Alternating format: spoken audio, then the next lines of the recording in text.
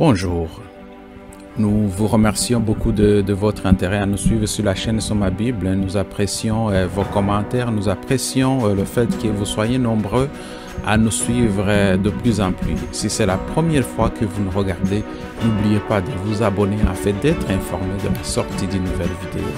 Le sujet de cette semaine, Jésus ouvre la voie à travers le voile. Jésus ouvre la voie à travers le voile. Nous allons prier. Aujourd'hui, nous allons spécialement prier, chers amis, pour l'Ukraine. Vous savez, ce pays est dévasté, ce pays est assiégé. Alors, nous pensons à eux, nous pensons à tout ce peuple qui souffre, nous pensons à tout ce monde qui sont sous leurs bombes. Alors, nous demandons à ce que vous puissiez prier pour ce pays. Nous allons prier, chers amis. Seigneur notre Dieu, notre Père, merci. Merci pour ce moment que tu nous donnes pour étudier ta parole. Daigne pouvoir nous aider à mieux la comprendre et surtout, Seigneur, à pouvoir mieux la pratiquer. C'est au nom de Jésus que je t'ai prié. Amen. Amen. L'Épître aux Hébreux présente Jésus comme notre médiateur et notre représentant. C'est par lui que nous pouvons nous approcher de Dieu. Le sanctuaire, ses services et ses fêtes sont une représentation de lui. Nous pouvons mieux comprendre le travail que Jésus a accompli devant le Père dans le sanctuaire céleste depuis son ascension en étudiant les symboles du sanctuaire. Dans cette leçon, chers amis, nous allons traiter les sujets suivants. Premier sujet, comment se présenter devant Dieu. Deuxième point, ce qui pourrait nous empêcher de nous présenter devant Dieu. Troisième point, la peur devant la présence de Dieu et un voile impénétrable. Et on va voir aussi le chemin, le nouveau chemin, une nouvelle voie et vivante et comment s'approcher de sa présence. Ce sont des très très beaux sujets. Alors, comment se présenter devant Dieu? Nous allons lire en Hébreux chapitre 9, 24. Car Christ n'est pas entré dans le lieu saint fait d'hommes qui sont des copies du vrai, mais dans le ciel même, afin de paraître maintenant en présence de Dieu pour nous. En présence de Dieu pour nous. À travers les fêtes précises, les Israélites devaient se présenter également devant Dieu au sanctuaire 3 fois par an. Ces fêtes représentaient des moments précis où Jésus aussi, n'est-ce pas, se présenter devant le Père en tant que notre représentant. Donc, on va voir un peu le parallélisme de ces fêtes par rapport à ce que Jésus aussi fait ou faisait. Nous allons voir donc la fête des semaines qui était la fête des Pâques. Cette fête, c'est une fête du sacrifice de la Pâque, n'est-ce pas? Alors, vous savez que Jésus aussi est mort le jour du sacrifice de la Pâque, pendant le sacrifice du soir. Jésus est ressuscité le jour où la gerbe d'agave, donc les prémices, a été offerte. Il est venu vers le Père pour être approuvé. Ça, c'est la première fête. La deuxième fête, c'est la fête des prémices, ou la fête de Pentecôte, n'est-ce pas? Cette fête, c'était une fête de la moisson, une fête du tabernacle. Donc, après son ascension, Jésus également a été exalté. Il a inauguré le sanctuaire céleste et a envoyé le Saint-Esprit. C'était aussi une fête au ciel parce que Jésus, après son ascension, il a reçu le Saint-Esprit, il a déversé le Saint-Esprit aussi sur les apôtres. Puis la troisième fête, c'est la fête de la moisson. La fête de la moisson, donc lors de sa seconde venue aussi également, Jésus va nous amener avec lui dans le lieu qu'il prépare. Nous allons être sa moisson. Donc il va nous présenter à Dieu. C'est ces 3 fêtes-là que les Israélites faisaient, mais aussi que Jésus fait dans le ciel. La peur devant sa présence. Donc, nous allons lire en Hébreux chapitre 12, verset 21. Et la vue était si terrifiante que Moïse dit « Je suis extrêmement effrayé et tremblant. » Je suis extrêmement effrayé et tremblant. On voit Moïse aussi qui est vraiment à peur de se présenter devant Dieu. Paul a décrit de manière imagée le moment où Dieu s'est montré à Israël au Sinaï pour lui parler. Bien que périmètre de sécurité ait été établi, l'expérience n'en a pas moins été terrible. Nous comprenons que nous pouvons entendre Dieu et vivre, mais s'il vous plaît, arrêtez de parler ou nous allons tous mourir. On voit ça en Deutéronome chapitre 5, versets 23 à 26.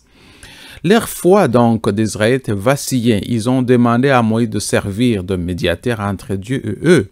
Ce n'était pas le plan initial de Dieu. Dieu vraiment voulait que son peuple s'approche de lui et partage sa sainteté, sa miséricorde et sa compassion. Mais son peuple a choisi de passer à travers Moïse parce qu'il avait peur devant la présence de Dieu. Avons-nous aussi peur de la présence de Dieu? Chers amis, nous allons voir le point suivant qui est un voile impénétrable. Un voile impénétrable. L'Éternel dit à Moïse, « Dis à Aaron, ton frère, de ne pas entrer en tout temps dans le lieu saint à l'intérieur du voile devant le propitiatoire qui est sur l'arche, de peur qu'il ne meure, car je vais apparaître dans la nuée au-dessus du propitiatoire. » On voit ça dans Lévitique chapitre 16, verset 2. Il y avait donc un périmètre de sécurité humain autour du sanctuaire. Autour du sanctuaire, les Lévites donc, afin que les gens ne s'approchent pas trop près de Dieu et ne meurent pas. Donc ce périmètre humain, c'était dans le fond les Lévites.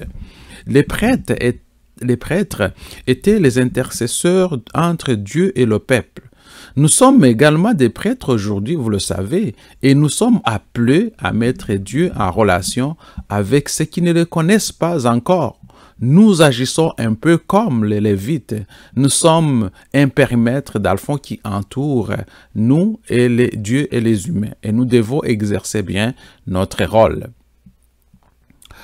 Donc, un voile donc empêchait des adorateurs de pénétrer dans le sanctuaire. Ils ne pouvaient y entrer que pendant la journée. Il y avait un voile qui les empêchait de pouvoir entrer et on pouvait tout simplement y entrer dans la journée. Un deuxième voile, donc il y avait un deuxième voile, donc ça c'est le premier voile. Le deuxième voile, lui, ne pouvait être franchi que par ceux qui avaient une alliance spéciale avec Dieu. Donc c'est les prêtres. Le premier voile, c'est tout le monde et ils pouvaient y entrer seulement dans la journée. Deuxième voile, ça c'est le point 2 que vous voyez ici. Donc ça c'est les prêtres seulement qui pouvaient traverser ce voile. Et un troisième voile empêchait toute personne, n'est-ce pas? Troisième voile empêchait toute personne, à l'exception du grand prêtre, d'avoir un contact direct avec Jésus. Alors, chers amis, Jésus est le voile qui permet à Dieu de vivre en nous sans que nous soyons consumés. Jésus se présente, n'est-ce pas, comme un voile qui nous permet de nous présenter à Dieu sans être consumés. Nous allons voir le point suivant qui est la voie nouvelle et vivante. Nous allons lire en Hébreux chapitre 10, versets 19 à 20. Ainsi, chers frères et sœurs, nous pouvons entrer ardemment dans les lieux très saints du ciel grâce au sang de Jésus. Grâce au sang de Jésus, par sa mort, Jésus a ouvert un chemin nouveau et vivant à travers le rideau pour entrer dans le lien saint. On voit qu'à travers le sang de Jésus, n'est-ce pas, on a ouvert ce voile. Donc le rideau, on peut, n'est-ce pas, à travers le rideau de Jésus, on peut entrer et parler à Jésus, à Dieu. La voie nouvelle et vivante, donc, elle est importante. Jésus n'est pas seulement le voile qui permet à Dieu de vivre à nous, il est aussi un voile ouvert qui a créé un nouveau chemin vers la présence de Dieu. Cette nouvelle voie est la nouvelle alliance que Jésus a scellée dans son sang. Avant la mort de Jésus, Satan était dans la présence de Dieu pour nous accuser constamment. Cependant, après son ascension, Jésus a commencé son ministère de grand prêtre dans le sanctuaire céleste. Satan a été définitivement expulsé du ciel et Jésus s'est présenté devant le Père comme notre avocat. Gloire soit rendue. Jésus est notre avocat. Jésus est notre avocat.